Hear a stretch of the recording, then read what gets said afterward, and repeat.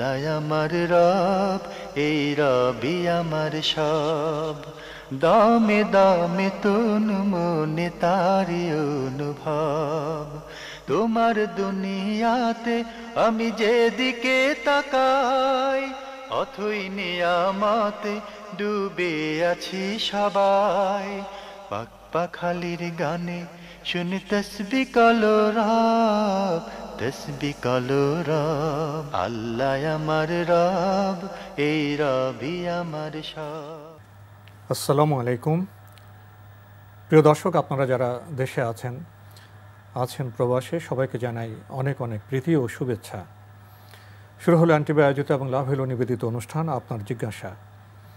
আপনাদের সাথে আছি আমি জয়নুল আবেদিন আজাদ। আর আপনাদের মনোযোগী প্রশ্নের জিজ্ঞাসার জবাব দিচ্ছেন বিশিষ্ট আলেম ডক্টর মোহাম্মদ সাইফুল্লাহ।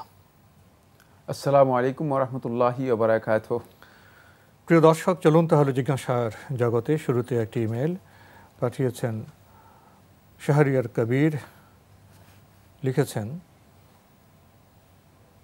যে মহিলাদের স্বামী মারা যাওয়ায় সে মহিলাদের আয় রোজগার করে সন্তান লালন পালন করতে হয় এবং মহিলাদের ঘর সংসারের কাজও করতে হয়, স্বামীহারা ওই মহিলা কি কোনো সওয়াব পাবে? যেহেতু সন্তান প্রতিপালন ও সংসার পরিচালনার দায়িত্ব তার স্বামী মারা যাওয়ার কারণে সে মহিলাদের উপর এসে যায়। আমাদের সমাজের মধ্যে এমন একটি প্রচলন আছে যে প্রচলনটি মূলত ইসলামী শরিয়া অনুযায়ী খুব বেশি সমর্থনযোগ্য নয়। তারপরেও আমাদের সমাজ ব্যবস্থায় এই প্রচলনটি ব্যাপকভাবে আছে। সেটা হলো এই, কোনো ভদ্র মহিলার যদি স্বামী মারা যায়, তখন ওই ভদ্র মহিলা তিনি আর অন্যত্র বিয়ে না বসেই দেখা যায় ওই সংসারের সন্তান সন্ততি যারা আছে তাদেরকে লালন পালন, তাদের ভরণ পোষণ, তাদের সকল দায়িত্ব নিজের উপর মাথায় নিয়ে বিশাল একটা লোড নিয়ে তিনি দেখা যায় যে ওই সংসারটাকে তিনি সামনের দিকে এগিয়ে নিয়ে যান। সেক্ষেত্রে তিনি আর নিজের দিকে তিনি কোনো দৃষ্টি দেন না। নিজের প্রয়োজনটাকে তিনি সেখানে উপেক্ষা করেন। নিজের প্রয়োজনটা অনেক ক্ষেত্রে দেখা যায় যে তিনি এর জন্য আর কোনো গুরুত্ব দিতে পারেন না। স্যাক্রিফাইস করেন। হ্যাঁ, খুব সুন্দর কথা, স্যাক্রিফাইস করেন। যে এটি যদিও ইসলামী শরীয়তের মধ্যে এই বিষয়টা আমি বলেছি প্রথমেই খুব বেশি সমর্থনযোগ্য বিষয় নয়, কিন্তু এই কাজটি অত্যন্ত গুরুত্বপূর্ণ কাজ। এবং যে সমস্ত মায়েরা অথবা বোনেরা এই কাজটি করেন, কোনো সন্দেহ নেই এর জন্য তিনি আল্লাহ রাব্বুল আলামিনের কাছে সর্বোচ্চ যা পাবেন, সর্বোচ্চ প্রতিদান আল্লাহ রাব্বুল আলামিনের কাছে পাবেন। কারণ এই কাজটি তার পরিপূর্ণ ইহসানের মধ্যে অন্তর্ভুক্ত। তিনি এর জন্য দায়িত্বপ্রাপ্ত নন। ইসলামী শরীয়ত মূলত কোনো ব্যক্তি যদি মারা যায়, তার মৃত্যুর পরে তার স্ত্রী, ইসলামী শরীয়তের বিধান হচ্ছে তার স্ত্রী 4 মাস 10 দিন ইদ্যত পালন করবে। 4 মাস 10 দিন ইদ্যত পালন করার পর এরপরে তার স্ত্রী তার যে সম্পদ রয়েছে, এই সম্পদের যে নির্ধারিত অংশ রয়েছে, সেই নির্ধারিত অংশ সেটা স্ত্রীর জন্য ইসলামের মধ্যে বিধান হচ্ছে 4 ভাগের 1 ভাগ অথবা 8 ভাগের 1 ভাগ। এই 8 ভাগের 1 ভাগ নিয়ে তিনি তার পথে তিনি চলে যাবেন। তিনি তার বিষয়ে তার জীবনের পরবর্তী যে পরিকল্পনা রয়েছে সেই পরিকল্পনা তিনি করবেন এবং তিনি নিজের জীবনটাকে জাগতিক যেই দিক আছে, জাগতিক দিক থেকে সেটাকে নিজে পরিচালনা করবেন এবং সুন্দরভাবে জীবনযাপন করবেন। সেক্ষেত্রে তিনি অন্যত্র বিয়ে বসবেন অথবা নিজের চেষ্টা করবেন। এটা হচ্ছে ইসলামের বিধান।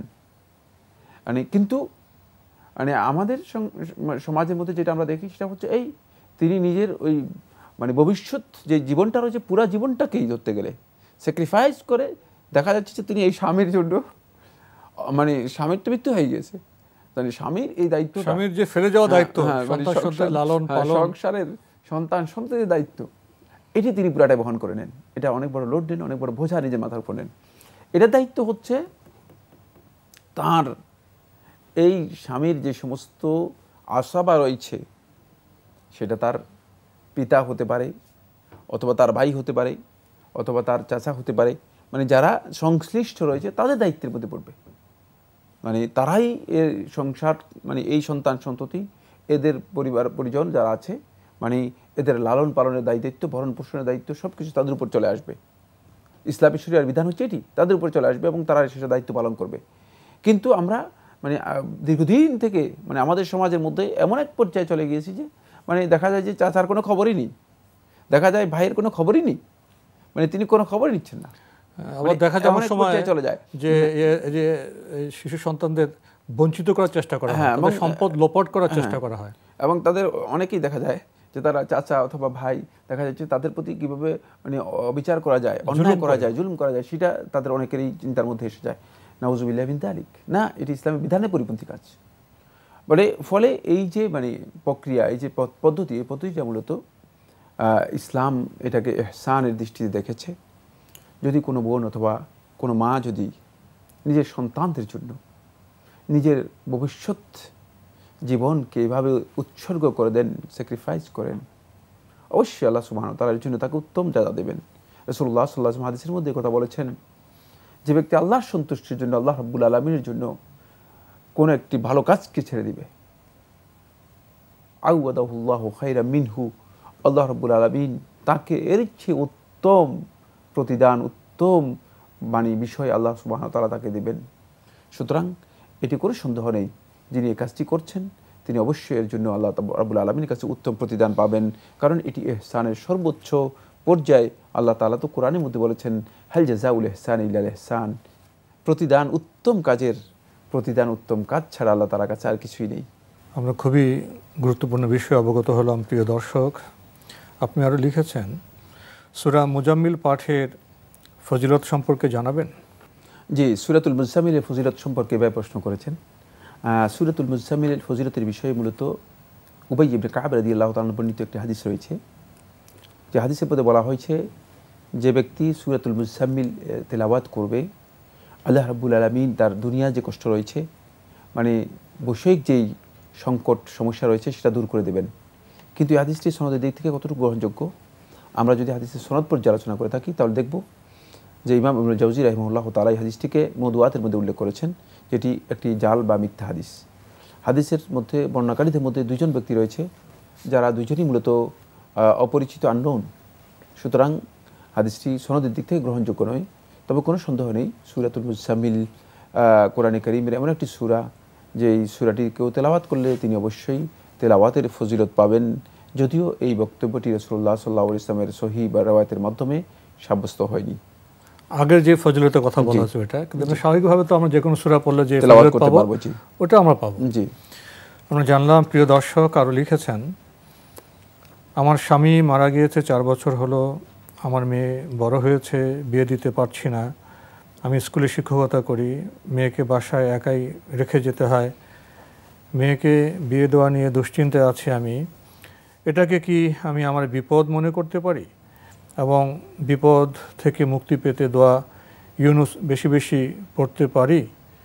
সমাধান দিলে উপকৃত হব। খুব গুরুত্বপূর্ণ একটি প্রশ্ন করেছেন আপনি। এটাকে বিপদ মনে করার কোনো কারণ নেই। আল্লাহ সুবহানাহু ওয়া তাআলা বান্দাদেরকে আল্লাহ রাব্বুল আলামিন বিভিন্নভাবে পরীক্ষাও করেন।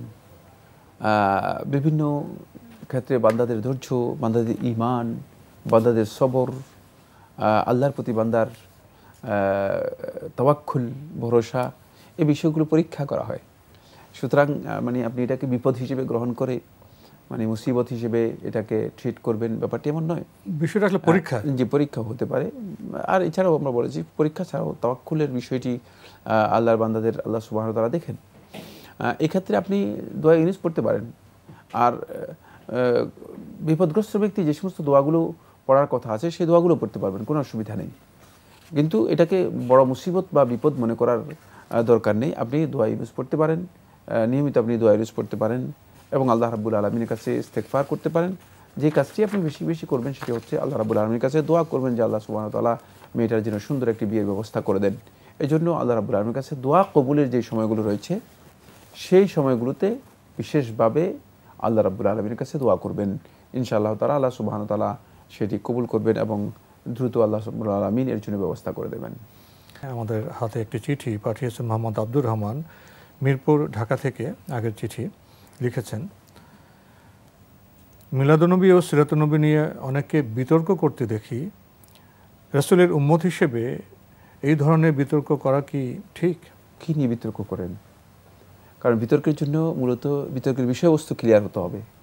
বিষয়বস্তু যদি ঠিক না থাকে তাহলে বিতর্ক করার কোনো দরকার নেই। আর এই যে বিতর্ক, বাড়াবাড়ি, সীমালঙ্ঘন, এটি ইসলামী শরীয়তের মধ্যে এমনি গর্হিত কাজ। ইসলাম কোনোভাবেই মানে বাড়াবাড়ি, সীমালঙ্ঘন, অপ্রয়োজনীয় বিতর্ক, অপ্রয়োজনীয় বাগবিতণ্ডা এগুলোকে ইসলাম পছন্দ করে না। ফলে রাসূলুল্লাহ সাল্লাল্লাহু আলাইহি ওয়াসাল্লাম হাদিসের মধ্যে ইরশাদ করেছেন, আনা দামিনুন বিবাইতিন ফি রাবাদিল জান্নাহ, যে আমি ওই ব্যক্তির জন্য জামিন হচ্ছি জান্নাতের প্রাঙ্গণে একটা ঘরের, একটা প্রাসাদের, লিমান তারাকাল মিরা, যেই বিতর্ক, বাড়াবাড়ি, সীমালঙ্ঘনকে পরিহার করলো, বর্জন করলো, ওয়া হুয়া মুহিক, সে হকের উপর প্রতিষ্ঠিত থাকার পরেও, মানে তার কথা হক, তার কথা সঠিক, এত সত্ত্বেও যদি সে এই বিতণ্ডা, বাড়াবাড়ি, বিতর্ককে পরিহার করে, তাহলে সে আল্লাহ রাব্বুল আলামিন এর কাছে জান্নাতের প্রাঙ্গণে একটা ঘরের রাসূলুল্লাহ সাল্লাল্লাহু আলাইহি ওয়াসাল্লাম জামিন হচ্ছেন। সুতরাং কত বেশি মর্যাদাপূর্ণ একটি বিষয়। এজন্য বিতর্ক শুধুমাত্র মানে যারা বিতর্ক করছেন তারা বিষয়বস্তু না বুঝেই বিতর্ক করেন। এটা হলো প্রথম পয়েন্ট। দ্বিতীয় যে পয়েন্টটি বলবো সেটা হচ্ছে, নবী সাল্লাল্লাহু আলাইহি ওয়াসাল্লাম ভালোবাসার বিষয়ে কোনো বিতর্ক নেই। নবী সাল্লাল্লাহু আলাইহি ওয়াসাল্লাম ভালোবাসার বিষয়টি ঈমানের সাথে জড়িত বিষয়। সুতরাং যার অন্তরের মধ্যেই নবী সাল্লাল্লাহু আলাইহি ওয়াসাল্লাম ভালোবাসা থাকবে না, সামান্যতম মুনাফিকি মানে থেকে যাবে তার অন্তরের মধ্যে। যতটুকু ভালোবাসা কম ততটুকু মুনাফিকি। এক্ষেত্রে কোনোভাবেই সে নবী সাল্লাল্লাহু আলাইহি ওয়াসাল্লামের উম্মতের মানে ঈমানদার, প্রকৃত ঈমানদার হিসেবে নিজেকে সাব্যস্ত করতে পারবে না, প্রমাণ করতে পারবে না। 3 নম্বর যে পয়েন্টটি সেটি হচ্ছে, নবী সাল্লাল্লাহু আলাইহি ওয়াসাল্লাম মিলাদ এবং সিরাত, মানে এর সাথে নবী সাল্লাল্লাহু আলাইহি ওয়াসাল্লামের মৌলিক মানে বিষয় কি? নবী সাল্লাল্লাহু আলাইহি ওয়াসাল্লামের অনুসরণের জন্য আমরা আদিষ্ট হয়েছি।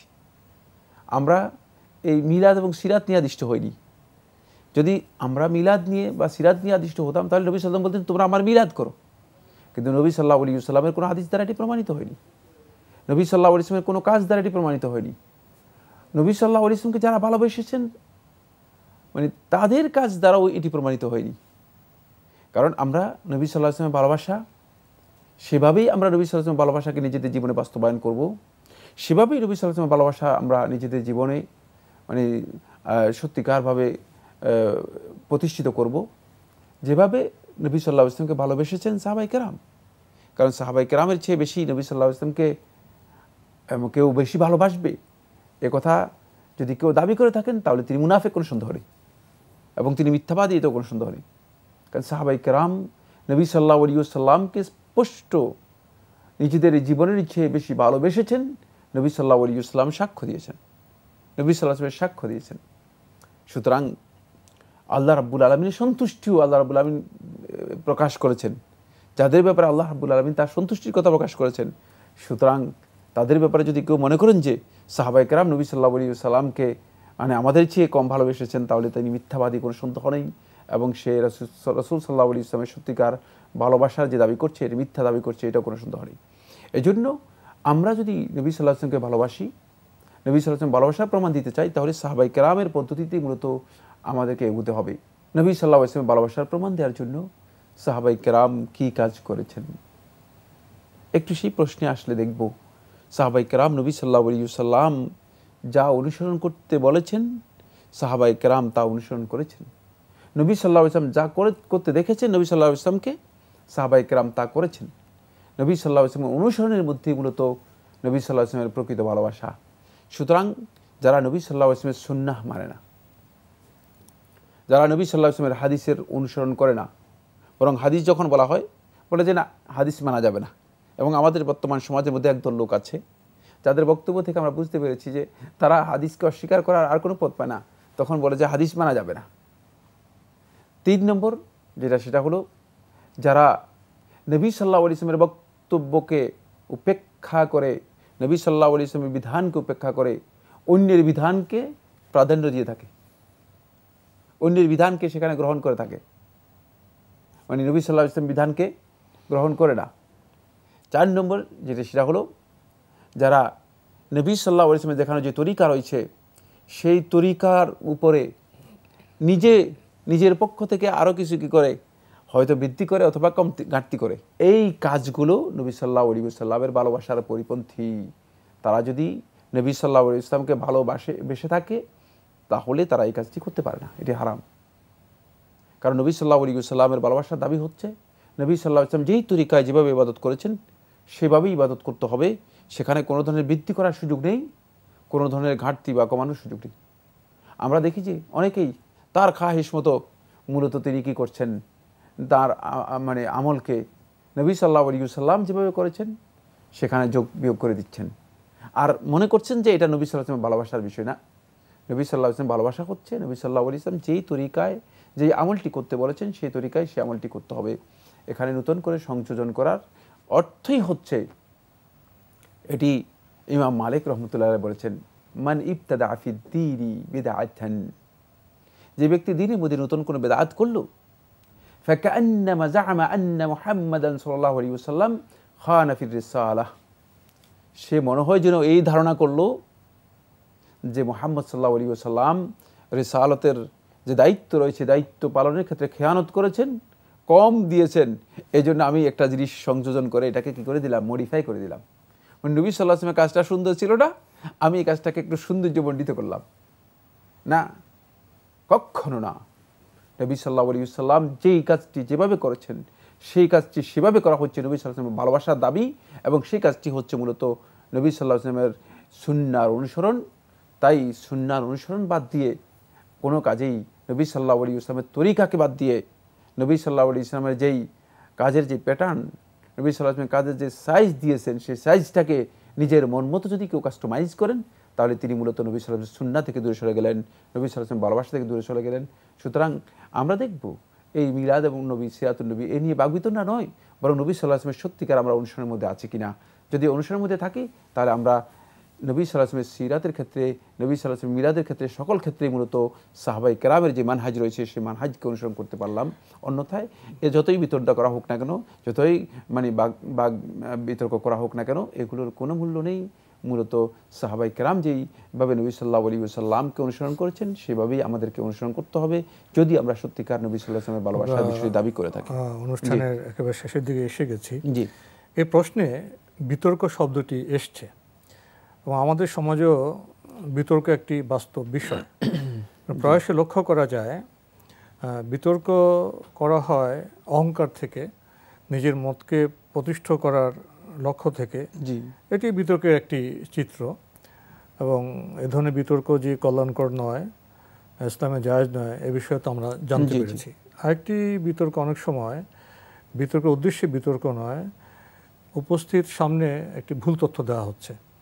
জি, জি, তো তখন উনি মনে করেন এই ভুল তথ্য যদি আমি না বলি এটাকে স্বীকার করে নেওয়া হয়, তখন তিনি সঠিক তথ্য দিতে গেলে একটি বিতর্কের সূত্রপাত হয়। তো এই দুটির মধ্যে কি আমরা কোনো পার্থক্য করব? না, দ্বিতীয় যে বিতর্কটি রয়েছে, যদি এমন হয় যে সেখানে মানে আলোচনা করা হয় থাকে যে আপনার বক্তব্য সঠিক নয়, শুধু দলিল ভিত্তিক তিনি আলোচনা করবেন, সেখানে বাড়াবাড়ি করবেন না। মানে একথা এস্টাবলিশ করার প্রয়োজন নেই যে মানে আমি যেটা বলছি এটাই হোক, এটাই সত্য, বাতিল, মানে এখানে অহংকার আসতেই পারবে না। সহি বক্তব্যটুকু তিনি দিয়েই তার বক্তব্য শেষ করে দেবেন। এটা হচ্ছে মূলত বিতর্ক নয়, এটা হচ্ছে সত্যকে প্রতিষ্ঠা, সঠিক তথ্যটা পরিবেশন করে দেওয়া। তো এ বিষয়ে আমরা আজকে আর অগ্রসর হতে পারছি না, সময়ের কারণে এখানে শেষ করতে হচ্ছে। আপনাকে অনেক ধন্যবাদ। আপনাকে অনেক ধন্যবাদ। প্রিয় দর্শক, আমরা এতক্ষণ দেখছিলাম এনটিভি আয়োজিত এবং লাভ হলো নিবেদিত অনুষ্ঠান আপনার জিজ্ঞাসা। আমাদের অনুষ্ঠান আপনারা এনটিভি অনলাইনেও দেখতে পারবেন, ভিজিট করুন www.ntvbd.com। এছাড়া ইউটিউবে এবং আমাদের ভেরিফাইড ফেসবুক পেজেও এই অনুষ্ঠান দেখতে পারবেন। প্রিয় দর্শক, শেষে এসে আমরা গুরুত্বপূর্ণ বিষয়ে কথা শুনছিলাম। প্রসঙ্গত বিতর্ক শব্দটি এসে গেছে, যে অনেক বিষয়ে আমরা চর্চা করে থাকি যেটা আমাদের জন্য কোনো কল্যাণ বয়ে আনে না। তথাকথিত বিতর্ক তেমন একটি বিষয়। আসুন আমরা তথ্যনিষ্ঠ হই সত্যনিষ্ঠ, এবং শুধু সত্য বিষয়টি জানাবার জন্য যতটুকু প্রয়োজন ততটুকুই আমরা বলি। এর সাথে যেন কোনো ক্রমেই অহংকার যুক্ত না হয়। চিঠি লিখুন, প্রশ্ন পাঠান আমাদের ঠিকানায়। পরিচালক আপনার জিজ্ঞাসা, এনটিভি, বিএসসি ভবন, 7ম তলা, 102 কাজী নজরুল ইসলাম এভিনিউ, কারওয়ান বাজার, ঢাকা 1215। আপনারা ইমেল করতে পারেন। আমাদের ইমেল অ্যাড্রেস আপনার জিজ্ঞাসা @ntvbd.com। প্রিয় দর্শক, মহান আল্লাহ আমাদের সবাইকে নিরাপদে রাখুন, রাখুন শান্তিতে। আসসালামু আলাইকুম। আল্লাহ আমার রব, এই রবি আমার সব, দামে দামে তুন মনে তারি অনুভব। আল্লাহ আমার রব, এই রবি আমার সব।